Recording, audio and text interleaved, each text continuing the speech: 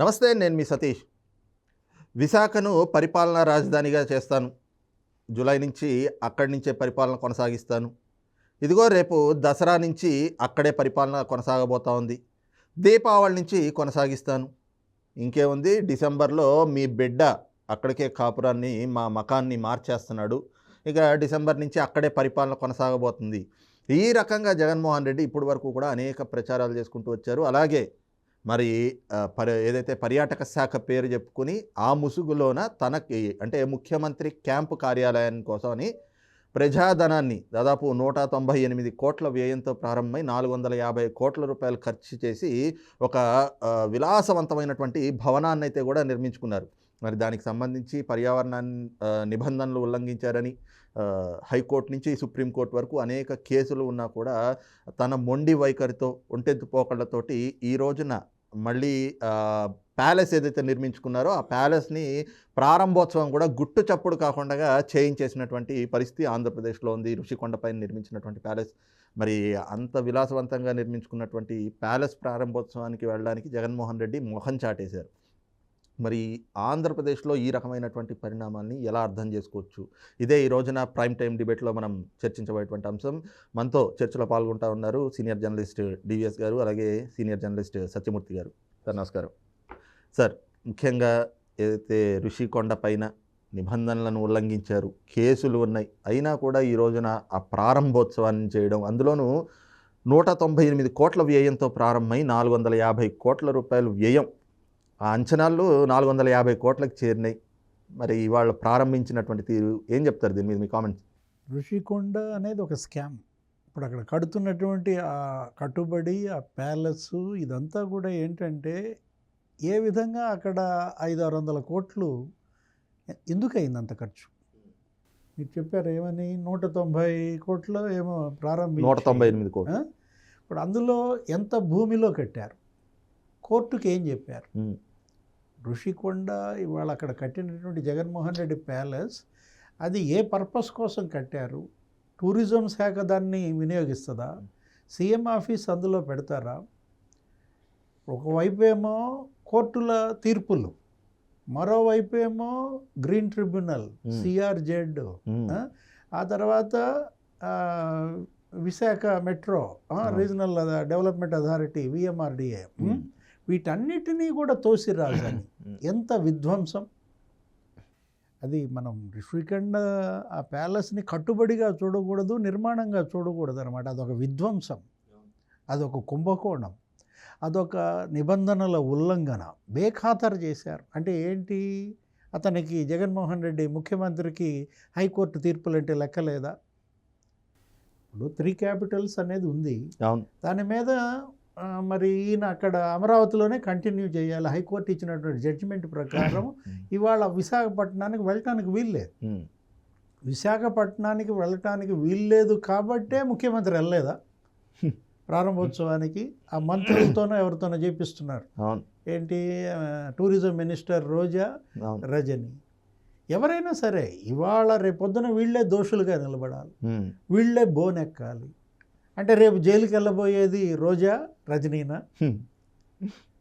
అంటే తను తప్పుకొని రోజా, రజనీని బలి చేస్తున్నాడా? ఇప్పుడు ఏ అధికారంతో ఇవాళ అక్కడ పూజ చేశారు? ఎవరు వీళ్ళకి పర్మిషన్ ఇచ్చారు? గ్రీన్ ట్రిబ్యునల్ ఏం చెప్పింది? గ్రీన్ ట్రిబ్యునల్కి వీరు పంపిన రిపోర్ట్ ఏంటి? ఎల్వి సుబ్రహ్మణ్యం నీకు 2 ఏళ్ల క్రితమే ఒక లెటర్ రాశారు. Jaganmohan Reddy first chief secretary Subbanna అని ఈయన ప్రేమగా పిలిచేటువంటి వ్యక్తి అప్పటి గవర్నర్కి దారుణంగా రాశాడు అనమాట లెటర్. ఏమని? What is this destruction? We should not be silent spectators అన్నాడు. At once you stop the destruction అని చెప్పి ఆయన పెద్ద లెటర్ ఒకటి రాశాడు. గవర్నర్ జోక్యం చేసుకోవాలి, ఈ విధ్వంసాన్ని ఆపాలి. ఇది ఏంటి, అటు గ్రీన్ ట్రిబ్యునల్ చెప్పినటువంటి నిబంధనలకు వ్యతిరేకం, అక్కడ ఉన్నటువంటి ట్రైబల్ యాక్ట్కి ఇది వ్యతిరేకం, పర్యావరణ విధ్వంసం అని చెప్పి ఏరి కోరి జగన్మోహన్ రెడ్డి నియమించుకున్న ప్రభుత్వ ప్రధాన కార్యదర్శి లేఖ రాశాడు. దాన్ని బేఖాతరు చేశారు. గవర్నర్ దానిపైన ఏం యాక్షన్ తీసుకున్నారు? ఇప్పుడు అక్కడ ఒక రిటైర్డ్ ఐఏఎస్ ఆఫీసర్ ఉన్నారు, ఈఏఎస్ శర్మ. ఆయన దానిపైన అసలు పెద్ద ఉద్యమం, అసలు రాష్ట్రపతి దగ్గర నుంచి సుప్రీంకోర్టు జడ్జి దగ్గర నుంచి అందరికీ అనేక లేఖలు రాశారు. ఇక్కడ ఇలా జీవన విధ్వంసం జరుగుతుంది. ఇది ప్రకృతి విధ్వంసం కాదు, పర్యావరణ విధ్వంసం కాదు, జీవన విధ్వంసం అన్నమాట. సిఆర్జెడ్ అది పూర్తిగా అక్కడ ఆ కోస్టల్ రెగ్యులేటరీ జోన్ నిబంధనలు అతిక్రమించి నిర్మాణం చేస్తే దేనికోసం? ఇప్పుడు మీరు అక్కడ పర్పస్ ఏంటి? గతంలో మనం చూసాం నోయిడా ట్విన్ టవర్స్, సుప్రీంకోర్టు ఏం ఆదేశించింది? కూల్చేయమని. పర్యావరణాన్ని అతిక్రమించి నిర్మించినటువంటి వాటిని దగ్గర దగ్గర 4000 కేజీల ఎక్స్ప్లోజివ్స్తో కూల్చిపారేశారు. రేపు ఋషికొండలో జగన్మోహన్ రెడ్డి కట్టినటువంటి ఆ ప్యాలెస్ను కూడా సుప్రీంకోర్టు కూల్చేయమంటే కూల్చేస్తారా? కానీ ఇక్కడ అంశం ఏమిటి అంటే, కూల్చేసినా కూడా ఆ జరగాల్సినటువంటి నష్టం అంటే పర్యావరణం ఏ మేరకు నష్టం జరగాలో ఆ నష్టం జరిగిపోయింది. మరి దాన్ని ఏ విధంగా ఇచ్చేస్తారు? పర్యావరణ నష్టం ఆల్రెడీ చేశాడు. ఏది అది అంతా కూడా గుండు కొట్టారు కదా, ఋషికొండకు గుండు కొట్టేసేసి చుట్టూతో మళ్ళా అది కవర్ చేసుకోవటం కోసం గ్రీన్ మ్యాట్ వేసాడా? ఏది ఎవరు విఐపీలు అక్కడికి వచ్చినా కనపడకుండా ఉండటం కోసం దానికి ఒక గ్రీన్ మ్యాట్. ఇప్పుడు పర్యావరణ విధ్వంసమే కాదు కదా, ఇప్పుడు ఈ కట్టిన ఈ 500-600 కోట్లు ఏంటి జగన్మోహన్ రెడ్డి సొంత జేబులో నుంచి ఇస్తాడా? ప్రజాధనం కదా. ఇప్పుడు లోటస్ పండును జప్తు చేయాలా? తాడేపల్లి ప్యాలెస్ని జప్తు చేస్తే పోలా? 2 సరిపోతాయి అనుకుంటా ఈ అమౌంట్కి గనక చేయాల్సి వస్తే. ఆల్రెడీ జప్తులో ఉన్నాయేమో, ఇది ఆ సిబిఐ కేసుల్లోనో వాటిల్లోనో వీటిల్లోనో. ప్రజాధనాన్ని దుర్వినియోగం చేయడానికి కాదు కదా నువ్వు ఒక ఛాన్స్ అడిగింది. ఇప్పుడు నువ్వు ధర్మకర్తవి, నువ్వేంటంటే ముఖ్యమంత్రి అంటే నువ్వు పెద్ద ఇది కాదన్నమాట. నువ్వు ఒక పబ్లిక్ సర్వెంట్వి, సేవకుడిగా నువ్వు ఈ ప్రజాధనానికి కాపలా గాయాలి. నష్టం జరగకుండా చూడాల్సినటువంటి పాలకుడే నష్టం చేస్తుంటే ప్రజలేమనాలి? ఎవరికి చెప్పుకోవాలి? అసలు కోర్టులు ఎందుకని ఈ విధ్వంసాన్ని అంత ఉదాసీనంగా వదిలేస్తున్నాయి అనేది కూడా అర్థం కావట్లేదు. రైట్, ఇదే అంశం ముఖ్యంగా సార్ సత్యమూర్తి గారు, ముఖ్యంగా చూస్తే కోర్టులో కేసులు ఉన్నాయి. అంటే హైకోర్టు నుంచి సుప్రీంకోర్టు వరకు కేసులు ఉన్నాయి. ఇది నిబంధనలను ఉల్లంఘించారు అని చెప్పేసి గ్రీన్ ట్రిబ్యునల్ కూడా ఇప్పటికే అనేక మంది అక్కడ గ్రీన్ ట్రిబ్యునల్ నుంచి కూడా వచ్చి అధికారుల బృందాలు అక్కడ పూర్తిగా పర్యవేక్షణ చేశారు. అన్నీ కూడా నివేదికలు తయారైనాయి. హైకోర్టు కానివ్వండి, సుప్రీంకోర్టు కూడా ఆ నివేదికల్ని మాకు అందజేయాలి అని చెప్పి కేంద్ర పర్యావరణ పరిరక్షణ అటవీ శాఖ అధికారులకు కూడా ఆ బృందం ఎవరైతే వచ్చారో వాళ్ళకి ఆదేశాలు జారీ చేశారు.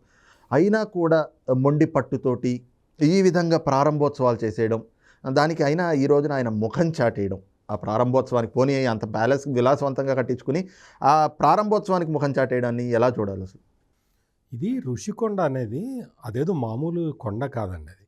అది విశాఖపట్నానికి న్యాచురల్ ప్రొటెక్షన్, సహజమైన రక్షణ గోడ లాంటిది అది.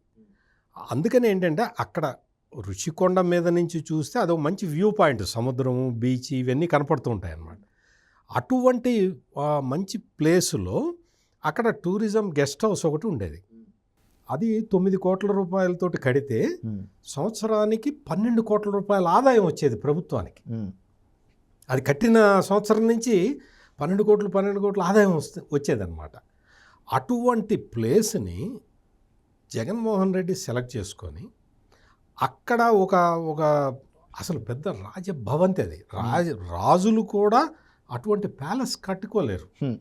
అంత భారీ ఎత్తున అసలు విపరీతమైన డబ్బులు ఖర్చు పెట్టేసి మార్బులు, బాత్రూంలో ఏడన్నా మార్బులు వేయించుకుంటాడా, అటువంటి స్ట్రక్చర్ని అక్కడ పెట్టేసి. అసలు విచిత్రం ఏంటంటే మీకు అక్కడ స్ట్రక్చర్ కట్టాడు, ఎందుకు కట్టారో ముందర చెప్పలేదు. మొత్తం ప్రతిపక్షాలన్నీ కూడా అక్కడికి వెళ్ళి చూసి వస్తామంటే వెళ్ళనివ్వలేదు. హైకోర్టు ఒక కమిటీని వేసింది, న్యాయ వాళ్ళని అడ్వకేట్ని పంపిస్తారు. అడ్వకేట్ వెళ్ళి చూసి వచ్చి కోర్టుకి రిపోర్ట్ ఇవ్వాలి. ఆ అడ్వకేట్ని అలౌ చేయలేదు, పోలీసులే అడ్డుకున్నారు. అదంతా అయిపోయిన తర్వాత కోర్టులో కేసు పడ్డ తర్వాత హైకోర్టు కేంద్ర పర్యావరణ శాఖకి లెటర్ రాసింది. ఏమని, మీరు ఒక కమిటీని పంపించండి, ఇక్కడ ఉల్లంఘనలు ఏ విధంగా జరిగినాయో అంటే వాళ్ళ కమిటీ ఒకటి వచ్చి ప్రైమా ఫైసి ఇందులో ఉన్నది, ఉల్లంఘనలు జరిగినాయి అన్న ఒక రిపోర్ట్ ఇస్తే మరి ఏమి చర్యలు తీసుకోవాలో కూడా మీరే చెప్పండి అని కోర్టు అడిగింది వాళ్ళని. అడిగితే పూర్తి స్థాయి కమిటీని పంపిస్తామని చెప్పి మళ్ళీ పూర్తి స్థాయి కమిటీ వచ్చింది. ఆ పూర్తి స్థాయి కమిటీ కూడా మొత్తం అక్కడ స్టడీ చేసింది. స్టడీ చేసి అక్కడ మొత్తం ఉల్లంఘనలే. అసలు అక్కడ కొండ మీద కొండని తొలిచి బిల్డింగ్ కట్టడమే కష్టం, అసలు చేయకూడదు, తప్పిదం, అదే పెద్ద తప్పిదం. దానికి తోడు పక్కన హెలిప్యాడ్ పెట్టారండి. హెలికాప్టర్ వచ్చి అక్కడ ఆగుతుందట, అందులో నుంచి దిగి జగన్మోహన్ రెడ్డి గారు ఆ ఇంట్లోకి వెళ్తాడట. అసలు ఇదేమి అన్యాయమో ఎవరికి అర్థం కావట్లా. అసలు ఎందుకు కట్టావు? అసలు దీని అంతటి కారణం ఏంటంటే, బ్యాక్గ్రౌండ్ ఏంటంటే, అక్కడ శారదాపీఠం అని ఒక పీఠం ఉంది. ఆ శారదాపీఠానికి ఒక అధిపతి ఒక ఆయన ఉన్నాడు, స్వరూపానందేంద్ర సరస్వతి. ఆయన ఏం చెప్పాడంటే, ఉత్తరాంధ్ర నుంచి పరిపాలన చేస్తే నువ్వు మళ్ళీ మళ్ళీ మళ్ళీ మళ్ళీ మళ్ళీ మళ్ళీ ముఖ్యమంత్రి అవుతావు, అందుకని ఇక్కడికి వచ్చేసేయ్ అని చెప్పాడు. దానికోసం అని చెప్పి ఈ విధ్వంసం అంతా మొదలుపెట్టాడు జగన్మోహన్ రెడ్డి. మరి ఆయన అదృష్టం ఏంటో తెలియదు కానీ న్యాయస్థానాలు, కోర్టు ఇవన్నీ తీర్పులు వీటన్నిటితోటి రాలేకపోయాడు. దాంతో డొంక తిరుగుడుగా వద్దామని ప్లాన్ చేశాడు. ప్లాన్ చేసి ఎట్లయినా రావాలి, విశాఖపట్నంలో కూర్చుంటే మళ్ళీ ముఖ్యమంత్రి కావచ్చు అనేదన్నమాట ఆయన టార్గెట్. అది ఒక్కటే, ఇంకా వేరే ఇంకేం లేవు. అందుకని ఏం చేశాడు, పెద్ద మాస్టర్ ప్లాన్ వేశాడు. ఉత్తరాంధ్ర డెవలప్ కావాలంటే నేను, నా సెక్రటరీలు, హెచ్ఓడీలు అందరూ వెళ్ళి విశాఖపట్నంలో కూర్చుంటే డెవలప్ అవుతుంది అని చెప్పాడు. నైట్ హాల్ట్ల కోసం అని చెప్పి ఓయో రూములు కూడా బుక్ చేస్తామని అధికారులకు అది చెప్పారు. అంటే వీళ్ళందరూ వెళ్తే ఉత్తరాంధ్ర డెవలప్ అవుతుంది, లేకపోతే డెవలప్ కాదు. మరి రాయలసీమ ఏం చేస్తావు? నువ్వు వెళ్ళి ఉత్తరాంధ్ర కూర్చుంటే రాయలసీమ డెవలప్ కావక్కర్లేదా? మరి రాయలసీమలో కూడా ఒకటి కట్టుకో, ఈ 530 కోట్లు 590 కోట్లు పెట్టి. ఇవన్నీ కూడా ఏంటంటే, ఓకే కట్టుకున్నాడు. ఈ డొంక తిరుగుడుగా వెళ్ళి అక్కడ కూర్చుందామని ప్లాన్ చేశాడు. అక్కడ ఆ ప్లాన్ కూడా సక్సెస్ కాలేదు. మొత్తం కోర్టు ఉల్లంఘనలు ఇవన్నీ కూడా వచ్చేసినాయి. ఇప్పుడు ఏం చేశాడు అంటే, టూరిజం మంత్రి కాబట్టి ఆ టూరిజం బిల్డింగు నువ్వు వెళ్ళి ఇనాగ్రేట్ చేసిరా బాబు అని చెప్పాడు. ఇప్పుడు రేపొద్దున ఎవరన్నా కోర్టు ధిక్కరణ కేసేస్తే ఇరుక్కునేది ఎవరంటే సంబంధిత శాఖ మంత్రి, టూరిజం మంత్రి రోజా. నిన్నెవడమన్నాడు, నిన్నెవడు కొబ్బరికాయ కొట్టమన్నాడు అని చెప్పి అడుగుతారు. ఇదే రోజా గారు గతంలో కూడా చెప్పారు, ఏ సింహాచలం కొండ మీద అప్పన్న లేడా, తిరుపతి కొండ మీద, తిరుమల కొండ మీద వెంకటేశ్వర స్వామి లేడా, మరి ఈ రోజున ఋషికొండ మీద జగనన్న ఉంటే తప్పే ఉంది, ఒక ముఖ్యమంత్రి ఉండకూడదా? మరి పర్యావరణ ఉల్లంఘనలు అంటున్నారు, ఏమీ లేవు అన్నారు. అలాంటిది ఏ ఉల్లంఘనలు లేకుండా అంత నిబంధనలకు అనుగుణంగా కట్టడాలు జరుపుంటే కనుక మీడియాని కూడా లోపలికి అనుమతించకుండా వాళ్ళని బయటకే అక్కడ కట్టడి చేసి లోపల ప్రారంభోత్సవాలు చేయడాన్ని ఎలా అర్థం చేసుకోవాలి? సతీష్ గారు, మీడియా ఏంటంటే కోర్టు కమిషన్నే లోపలికి రానివ్వలేదు. కోర్టు వాళ్ళు అడ్వకేట్ని పెట్టి మీరు వెళ్ళి చూసి రండి అయ్యా అని చెబితే ఆ అడ్వకేట్నే లోపలికి అలౌ చేయలేదు. ఇంకా మీడియా సంగతి మీరు చాలా దూరం పోయారు. ఏ రాజకీయ పార్టీని అలౌ చేయలేదు. అసలు ఇంకోటి ఏంటంటే, కట్టేటప్పుడు కూడా అది జగన్మోహన్ రెడ్డి సొంత భవనమా, ప్రభుత్వ భవనమా, టూరిజం భవనమా, క్లారిటీ లేదు. మొన్నటి వరకు ఎవరికి తెలియదు. అదంతా కట్టేసిన తర్వాత అప్పుడు ఒక కమిటీని వేశారు. ఈ లోపల జీవో ఒకటి ఇచ్చారు, అందరూ తరలిపోవటానికి, ఉత్తరాంధ్ర తరలిపోవటానికి. ఆ తర్వాత ఒక అఫీషియల్స్ కమిటీ, ఆ అఫీషియల్స్ కమిటీ విశాఖపట్నం వెళ్ళి మొత్తం తిరిగిందిట. ముఖ్యమంత్రి గారు ఉండే స్థాయి భవనాలు ఎక్కడా లేవు, కొత్తగా ఋషికొండ మీద కట్టిన టూరిజం భవనం అయితే చాలా బాగుంటుంది ముఖ్యమంత్రి గారు కూర్చోటానికి, ఆయన తన కార్యకలాపాలు నిర్వర్తించటానికి అని ఆ కమిటీ, అధికారుల కమిటీ ఒక రిపోర్ట్ ఇచ్చిందిట. ఆ రిపోర్టుని ప్రభుత్వం ఆమోదించిందిట. ఎందుకండి ఈ నాటకాలు? సార్ డివిఎస్ గారు, ముఖ్యంగా ఇప్పుడు సత్యమూర్తి గారు చెప్పిన దాంట్లో ఒక పాయింట్ అయితే చక్కగా రేజ్ అయింది. ఈ రోజున జగన్మోహన్ రెడ్డి గారు నా ఎస్సీలు, నా ఎస్టీలు, నా బీసీలు, నా మైనార్టీలు అంటా ఉన్నారు. దళితులు నా మేనమావలు ఉన్నారు, నా చుట్టాలు ఉన్నారు అంటున్నారు. ఈయన చేసే ప్రతి ఒక్క అక్రమం, ముఖ్యంగా చూస్తే మద్యం చూస్తే, ఆ శాఖకు సంబంధించినటువంటి మంత్రి ఒక దళితుడు, హోంశాఖకు సంబంధించినటువంటి మంత్రి ఒక దళితురాలు, మిగతా ఈ రకంగా చూసుకుంటే ఏది సిఐడికి సంబంధించి చూసుకుంటే సిఐడి చీఫ్గా ఉండేది ఒక ఎస్సీ సామాజిక వర్గానికి చెందినటువంటి ఈ వ్యక్తి. ఈ రోజున మిగతా వాళ్ళందరినీ అంటే అన్ని శాఖలకి కూడా దళితుల్ని పెట్టుకుని వాళ్ళని బలి చేయడమే టార్గెటా? అంటే ఈ రకంగా శాఖాపతుల మీదే శాఖాధిపతులు ఎవరైతే ఉంటారో వాళ్ళ మీదే రేపు ఉల్లంఘన అనేటువంటి చర్యలు తీసుకుంటే వాళ్ళ మీదే ఉంటాయి కదా. మరి ఆ ఆలోచనతోటే ఇలాంటి కార్యక్రమాలు చేస్తున్నారని అనుకోవాలా? అంతే కదా. జగన్మోహన్ రెడ్డి ఎవరిని నా నా నా అన్నాడో వాళ్ళంతా జైలుకి వెళ్తారు. ఇప్పుడు నా బీపీ ఆచార్య, నా శ్రీలక్ష్మి గతంలో వాళ్ళ నాన్న హయాంలో ఈయనకి దోహదపడినందుకు, ఈయన క్విడ్ ప్రోకోలో ఉన్నందుకు వాళ్ళు ఎలా వెళ్ళారు మనం చూసాం జైళ్ళకి. ఇప్పుడు ఈ ఎస్సీ మంత్రులు లేకపోతే ఈ బీసీ మంత్రులు వీళ్ళని బలి చేస్తాడనమాట. రేపటి రాబోయే కేసుల్లో క్విడ్ ప్రోకో 2.0 కిందకు వస్తుంది ఇదంతా. ఇప్పుడు ఏది ఆల్రెడీ రఘురామకృష్ణరాజు గారు వేశారు, దీనిపైన కేసు కూడా నడుస్తోంది సుప్రీంకోర్టు, ఇంకా టేకప్ చేసినట్లేదు. రేపొద్దున ఎప్పుడో ఒకసారి ఈయన రేపు ఓడిపోయిన తర్వాత ప్రైమాఫెసీ ఉన్నాయి క్విడ్ ప్రోకో 2.0 అని చెప్పి కనుక మళ్ళీ కోర్టు కనుక ఎంక్వైరీకి సిబిఐకి ఆదేశించింది అనుకో, వీళ్ళంతా జైలుకే. ఏది ఇప్పుడు ఈ నా ఎస్సీ మంత్రులు, నా బీసీ మంత్రులు అంటే ఏంటి? తన యొక్క సేఫ్టీ కోసం, తన వ్యాపారాల కోసం, తన సంపాదన కోసం ఎవరినైనా అతను బలి చేస్తాడు. కానీ అసలు మద్యం అనేటువంటి కుంభకోణం, మద్యం తయారు చేసే డిస్టిలరీలు కానీ ఇవన్నీ కూడా అవన్నీ పూర్తిగా విజయసాయి రెడ్డి గారివి, ఆయన అనువాయులవి, జగన్మోహన్ రెడ్డి గారు ఆయన అనుచరులవి. అవి అమ్మే బ్రేవరేజెస్ ఏమో ప్రభుత్వంది. అదే క్రమంలో అమ్మేటువంటి మద్యం దుకాణాలు రన్ చేసేది జగన్మోహన్ రెడ్డి గారి ప్రభుత్వమే. కానీ సంబంధిత శాఖ మంత్రి అక్కడ బలిపశువు కావాలి. ఈరోజు టూరిజం శాఖకి రోజా గారు నామమాత్రానికి మంత్రి, కానీ రేపొద్దుట శాఖాపరంగా చర్యలు తీసుకోవాలంటే మరి సంబంధిత శాఖ మంత్రి మీదే తీసుకోవాలి. ఏంటి సార్ అంటే ఇలాంటి రాజకీయం అసలు ఎలా అర్థం చేసుకోవచ్చు? ఇదేంటంటే కేవలం మంత్రులేం బలి గారు, మంత్రులు ఏమని చెప్తారు, ముఖ్యమంత్రి ఆదేశాలు అంటారు. ఇదంతా కూడా దేని కిందకు వస్తుంది? క్యాబినెట్ కిందకు వస్తుంది. సమిష్టి బాధ్యత క్యాబినెట్ది. అదేంటి ఆర్క్ ఆఫ్ జ్యూయల్స్ అనమాట. మొత్తం కిరీటం అంతా ఎవరి దగ్గర ఉంది? రాజు దగ్గర ఉంటుందన్నమాట. ఈ మంత్రులంతా చుట్టూ తిరిగి ఎవరికి వస్తుంది? Chief minister. అల్టిమేట్గా దీనికి బాధ్యత వహించాల్సింది ముఖ్యమంత్రి నేతృత్వంలోని క్యాబినెట్ అన్నమాట. ఇప్పుడు ఋషికొండ నువ్వు ఇంత విధ్వంసం చేశావు, మరి ప్రజావేదిక ఎందుకు కూల్చావు? ప్రజావేదిక కూడా నువ్వు ఆ రోజు కూల్చినప్పుడు ఏమని చెప్పావు? పర్యావరణం, నదీ గర్భం, కరకట్ట ఇక్కడ కడతానికి వీల్లేదని కదా. 14 కోట్లు ఖర్చు పెడితే అది బుగ్గిపాలు చేసావు. అంటే ఏంటి?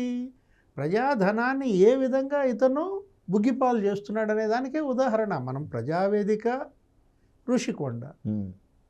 ప్రజావేదికని ఇతను కూలగొట్టాడు, ఋషికొండ రేపొద్దున కోర్టులు కూలగొట్టమంటాయి. మనం అన్నది అదే. ఏది నోయిడా ట్విన్ టవర్స్ లాగా.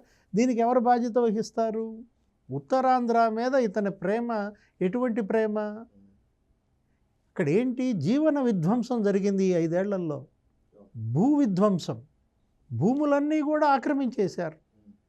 40,000 కోట్ల విలువైనటువంటి భూముల్ని విశాఖపట్నంలో ఈ 5 ఏళ్లలో ఆక్రమించారు.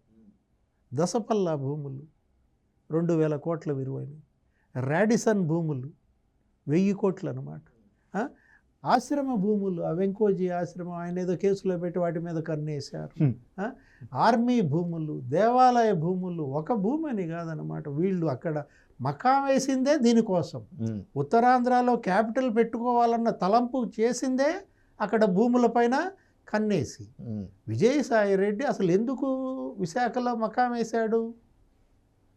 విజయసాయి రెడ్డిని అక్కడ ఎందుకు ఉంచారు? ఆయన నేటివ్ ప్లేస్ ఏది? నెల్లూరు. ఆయన ఎక్కడ ప్రాతినిధ్యం వహిస్తున్నాడు? ఆయన వైజాగ్ పంపటం ఉద్దేశం అదే.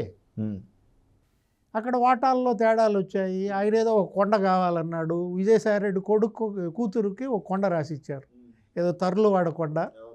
అదో 200 కోట్లు అంట. ఆ మీద అక్కడ యూనివర్సిటీ పెడతానంటే ఆ కొండ రాసి ఇచ్చేశారు. ఇప్పుడు అక్కడ మళ్ళా గొడవలు అయ్యాయి. విజయసాయిరెడ్డి తప్పించారు. ఎవరికి ఇచ్చారు మళ్ళీ అక్కడ? బాబాయ్ చిన్న అన్న వైవి సుబ్బారెడ్డి మళ్ళీ అక్కడ కొల్లగొట్టాడు. ఆయన 3 ఏళ్ళు ఆయన కొల్లగొడితే 2 ఏళ్ళు ఈయనకి అప్పచెప్పారు. పంచారు అనమాట. విశాఖపట్నాన్ని కూడా మనాడు పంపకం చేస్తాడు. మంత్రి పదవులు ఎలా అయితే 2 ఏళ్ళు ఒక మంత్రి, 2 ఏళ్ళు ఒక మంత్రి పంచాడో, ఇప్పుడు ఉత్తరాంధ్రాన్ని వీళ్ళకి పంచిపెట్టాడు. మొత్తం భూములన్నీ కబ్జా చేసేశారు. తెలుగుదేశం అధినేత మాజీ ముఖ్యమంత్రి చెప్పాడు ఏమని, ఈ 5 ఏళ్లలో 40,000 కోట్ల విలువైనటువంటి భూములు కబ్జా చేశారు. అతనెవరో అగర్వాల్, నరేష్ అగర్వాల్ అని పారిశ్రామికవేత్త. ఎన్ఆర్ఐ భూమి అక్కడ ఉంటే మొదటి కేసు అతన్ని బెదిరించారు వాటాల కోసం. పులివెందుల నేను పలానా ఎంపీటీసీ సీఎం మా బంధువు అని చెప్పి ఆ 200 కోట్ల రూపాయలైన భూమి లాక్కోవాలని చూస్తే అతను సుప్రీంకోర్టు దాకా వెళ్ళి అనుకూలంగా తీర్పు తెచ్చుకున్నా ఇప్పటికీ ఆ భూమి అతనికి జమపడాల. మొత్తం విధ్వంసమే కదా. గీతం యూనివర్సిటీ బిల్డింగ్లన్నీ పగలగొట్టారు. అయ్యన్న పాత్రుడు ప్రహరీ కూడా పగలగొట్టారు. ఏంటి, ఒక అడుగు ముందుకు వస్తే ఫైన్ అయ్యి రెగ్యులరైజ్ అయ్యి పగలగొట్టాలంటే 4 అడుగులు ముందుకు వచ్చిందంటే ముందు పగలగొట్టాల్సింది జగన్మోహన్ రెడ్డి బిల్డింగులు. ఆ రోజు నీ తండ్రి మరి క్రమబద్ధీకరించమని అడిగాడు సాగర్ సొసైటీలో మీ భవనాలు. వాటికేమో రెగ్యులరైజ్ చేస్తారా? వాటికి ఆయనే క్యాబినెట్, ఆయనే ముఖ్యమంత్రి, వాటికి అలౌ చేసుకుంటారా? నీ దగ్గరకు వచ్చేసేసరికి నువ్వు తెలుగుదేశం వాళ్ళ బిల్డింగులు పగలగొట్ట, యూనివర్సిటీ బిల్డింగ్స్ ఎవరన్నా పగలగొడతారా? ఎంత విధ్వంసం జరిగిందనే దానికి ఇవన్నీ కూడా మన ఉదాహరణలు. జగన్మోహన్ రెడ్డి ఏమనుకుంటున్నాడంటే తను ఒక సేవకుడు అనుకోవటం లేదు, తను ఒక 5 ఏళ్ళు మాత్రమే ఉండే ముఖ్యమంత్రిగా అనుకోవటం లేదు. ఏదో రాజుగా తన తండ్రి నుంచి వారసత్వంగా వచ్చినటువంటి సింహాసనంగా ఇదేదో కిరీటంగా నా మాటే శాసనం అంటూ అటు గ్రీన్ ట్రిబ్యునల్ లెక్క చేయడు. ఇవాళ గ్రీన్ ట్రిబ్యునల్ 1800 కోట్లు వేసిందంట ఫైన్. ఇసుక ఈ తవ్వకాల మీద ఈరోజు నేను మీడియాలో మనం చూసాం. చంద్రబాబు హయాంలో గ్రీన్ ట్రిబ్యునల్ 100 కోట్లు ఫైన్ వేస్తేనే గందరగోళం చేశారు. ఏది ఇసుక అంతా మామూలుగా జరిగేదే, ఇసుక తవ్వకాలు జరుగుతూ ఉన్నప్పుడు ఆయన ఇంకా ఉచిత ఇసుక ఇచ్చాడు. ఇప్పుడు గ్రీన్ ట్రిబ్యునల్ ఎంత వేసింది ఫైను? 1800 కోట్లు ప్రభుత్వం కట్టాలా? నువ్వు కడతావా డబ్బు? మళ్ళీ ప్రజల మీదే కదా భారం పడేది. ఇప్పుడు ఆ 1800 కోట్లు గ్రీన్ ట్రిబ్యునల్ ఇది జగన్మోహన్ రెడ్డి ఆస్తుల నుంచి కట్టండి. ఇప్పుడు ఈ ఋషికొండకు అయినటువంటిది 600 కోట్లు జగన్మోహన్ రెడ్డి ఆస్తుల నుంచి కట్టండి అనేది ప్రజల డిమాండ్. సార్ సత్యమూర్తి గారు, ముఖ్యంగా అంటే ఇంత విలాసవంతమైనటువంటి భవనాలు, ఇలాంటి భవనాలు నిర్మించుకుని అది అంటే దాన్ని కూడా అధికారికం చేస్తూ ఆయన ఉండడానికి అదే ఆ భవనం అయితేనే బాగుంటుంది అని చెప్పి రిపోర్ట్లు ఇప్పించుకుని ఒక ముఖ్యమంత్రికి ఉండేది ఆయన సతీమణి ఇద్దరి కోసం అంత విలాసవంతమైనటువంటి భవనము, 54 బాత్రూములే ఉన్నాయి అంటే మరి గదులు ఎన్ని ఉంటాయి, ఎన్ని గదులు, ఎన్ని హాల్స్, ఎన్ని బెడ్రూమ్లు ఉంటాయి? 5 ఏళ్ళ అధికారంలో ఉండేటువంటి వ్యక్తికి ఇంత విలాసవంతమైనటువంటి భవనాలు నిర్మించుకోవటం మరి ఇది దేనికి సంకేతంగా భావించారు? ఇది జగన్మోహన్ రెడ్డి కనీసం ఏం చేయాలంటే ఇవన్నీ చేయబోయే ముందర కేసీఆర్, తెలంగాణ ముఖ్యమంత్రి కేసీఆర్ ఉన్నాడు కదా, ఆయన కేస్ స్టడీనన్నా చేసి ఉండాల్సింది. పాపం కేసీఆర్ కూడా అంతే కదా, చాలా విలాసవంతమైన భవనాలు కట్టుకున్నాడు, పాపం ఖాళీ చేయాల్సి వచ్చింది. కనీసం కేసీఆర్ని అడిగినా చెప్పేవాడు కదా. అంటే ఏంటి అంటే ఇది ఒక చులకన భావం, అంటే ప్రజాస్వామ్యం పట్ల జగన్మోహన్ రెడ్డికి ఉన్న చులకన భావం. నేనే పర్మనెంట్, నేను ఇదంతా నా సొంత ఆస్తి అన్నట్టుగా ప్రవర్తిస్తున్నాడు. మూర్తి గారంటే ఒక డౌట్ వస్తుంది. కేసీఆర్తో తను పోలిస్తే అక్కడ సెక్రటేరియట్ కట్టాడు. ఆ సెక్రటేరియట్లో నిజాం టైంలో లంకె బిందులు ఉన్నాయంట. ఆ లంకె బిందుల కోసం అది కూలగొట్టి కట్టాడు అని చెప్పి దాని మీద గొడవ అయింది. కాంగ్రెస్ పార్టీ, రేవంత్ రెడ్డి, అద్దంకి దయాకర్ వీళ్ళందరూ కూడా చిలవల పలవలుగా చేశారు. ఇప్పుడు ఇది కూడా ఒక అనుమానం వస్తుంది, ఋషికొండ కూలగొట్టాడు, ధ్వంసం చేశాడంటే స్వరూపానంద గురించి ఎత్తారు. అతను ఏమైనా చెప్పుంటాడా అక్కడ లంకె బిందులు ఉన్నాయని చెప్పి? ఆ లంకె బిందుల కోసం గుండు కొట్టారా? ఇలాంటి సందేహాలు జనంలో వస్తున్నాయి.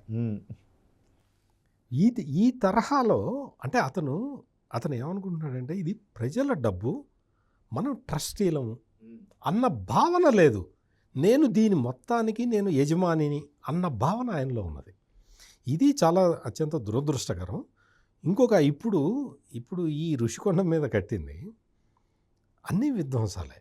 అంతే, అసలు అక్కడ మొత్తం కూడా వైలేషన్స్, టోటల్ వైలేషన్సే జరిగినాయి అనేది ప్రైమా ఫైసి రిపోర్ట్ ఉన్నది. తుది రిపోర్ట్ కూడా అదే ఉన్నది. కోర్టు ఏం చేస్తున్నది అంటే మొత్తం అసలు ఏం యాక్షన్ తీసుకోవాలో కూడా మీరే రికమెండ్ చేయండి అని అడుగుతున్నది ఆఫీసర్లని, కేంద్ర ప్రభుత్వానికి సంబంధించిన ఆఫీసర్లని. వాళ్ళు రిపోర్ట్ ఇచ్చేస్తే అక్కడ ఒక్కటేనండి, ఏంటంటే సముద్రపు ఒడ్డున కొండ మీద బోర్లు వేయకూడదు అని ఉంది. ఒక చిన్న క్లాస్ చెప్తున్నా, ఇటువంటివి చాలా ఉన్నాయి. అందులో 7 బోర్లు వేశారు ఆ బిల్డింగ్ కోసం. అంటే ఇది ఒక చిన్న వైలేషనే, ఇంత పెద్ద వైలేషన్ అయితే అంటే ఇది అక్కడ జరిగిన వైలేషన్స్లో ఇది చాలా చిన్న వైలేషన్. ఇటువంటి వైలేషన్స్ 17-18 వైలేషన్స్ ఉన్నాయి అక్కడ. మీకు ఆ విశాఖపట్నం నగరానికి సహజమైన రక్షణ కల్పించే కొండని కొట్టేసి సింహాచలంలో అప్పన్న ఉండలేదా, తిరుపతిలో వెంకన్న ఉండలేదా అంటే తిరుపతిలో వెంకన్న ఉన్నాడు, సింహాచలంలో అప్పన్న ఉన్నాడు, కానీ ఋషికొండ మీద జగనన్న ఉండటానికి వీలు లేదు. అది ఒప్పుకోరు, చట్టాలు ఒప్పుకో. ఆ విషయం రోజా కూడా తెలుసుకోవాలి. ఇప్పుడు రోజాకి ఇప్పుడు తెలుస్తుంది. ఇప్పుడు ఏం తెలుస్తుందంటే కోర్టు తీర్పు వచ్చిన తర్వాత దీనికి ఈ బాధ్యత మొత్తం రోజా మీద ఉంటుంది. సంబంధిత శాఖ మంత్రి రోజా మీదను విడుదల రజని సంబంధిత జిల్లా ఇన్ఛార్జి మంత్రిగా వీళ్ళిద్దరికీ కూడా కోర్టు శిక్ష విధించే అవకాశం కూడా ఉంటుంది. ఎందుకంటే పర్యావరణాన్ని ఉల్లంఘించటం అనేది తీవ్రమైన నేరం అండి. అది అంతర్జాతీయ సమాజం కూడా ఒప్పుకోదు. ఈ ఋషికొండ మీద జరిగిందంతా కూడా ఉల్లంఘన కాదు, విధ్వంసం. డివిఎస్ గారు ముందు నుంచి చెప్తున్న పాయింట్ అది, విధ్వంసం జరిగింది. అందువల్ల ఈ రోజున ఏదైతే జగన్మోహన్ రెడ్డి చేసి అంత విలాసవంతమైన భవనం కట్టించుకున్నాడు కదా, ఇప్పుడు అయిపోయింది. ఇంకొక 40 రోజుల్లో 42 రోజుల్లో ఎలక్షన్ నోటిఫికేషన్ వస్తుంది. ఇప్పుడు ఈ రోజున వెళ్ళినా కానీ కరెక్ట్గా 4 రోజులు ఉండగలుగుతాడు అక్కడ. ఈ 4 రోజుల కోసం ఇంత భాగవతం ఎందుకు, అవసరం లేదు కదా. ఏంటంటే జగన్మోహన్ రెడ్డి ఏ కోర్టు చెప్పినా, కోర్టు నాకు 151 సీట్లు వచ్చినాయి, కోర్టు నాకు ఒక లెక్క అన్న విధంగానే జగన్మోహన్ రెడ్డి పరిపాలన చేపట్టిన మొదటి రోజు నుంచి ప్రవర్తిస్తుంది. ఎందుకు ఆయన పార్టీ నాయకులు, ముఖ్యంగా తమ్మినేని సీతారాం, ఆయన ఏ పదవిలో ఉన్నారో చూసాం. ఆయన నేరుగా అన్నారు, ఏంటి ఇంత మ్యాండేట్ వచ్చి ఇంత ప్రభుత్వం ఏర్పడితే ఈ ప్రభుత్వం ఈ వ్యవహారాల్లో న్యాయ వ్యవస్థలు ఇన్వాల్వ్ అవ్వడం ఏమిటి అంటూ ఆయన ఒక రాజ్యాంగబద్ధమైనటువంటి పదవిలో ఉంటూ ఆయనే కామెంట్ చేసినటువంటి ఈ పరిస్థితులు మనం చూసాం. ఇంకా మనం తమ్మినేని సీతారాం గురించి ఎంత తక్కువ మాట్లాడుకుంటే అంత మంచిది. Z+ కేటగిరీ తీసేస్తే చంద్రబాబుని 10 నిమిషాల్లో ఫినిష్ చేస్తామన్నాడు స్పీకర్ పోస్ట్లో ఉండి.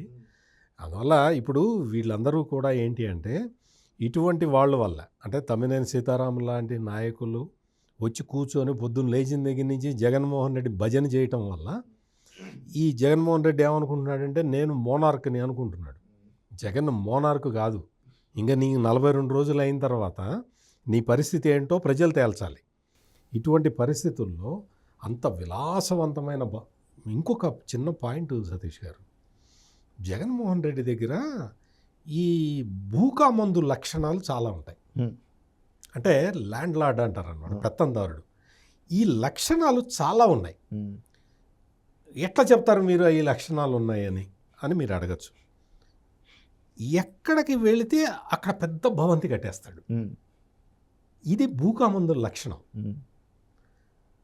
హైదరాబాద్లో కట్టాడా, బెంగళూరులో కట్టాడా, తాడేపల్లిలో కట్టాడా, ఇప్పుడు వైజాగ్లో కట్టాడా? అంటే అఫ్కోర్స్ వైజాగ్లో కట్టింది ప్రభుత్వ ధనంతో కట్టాడు.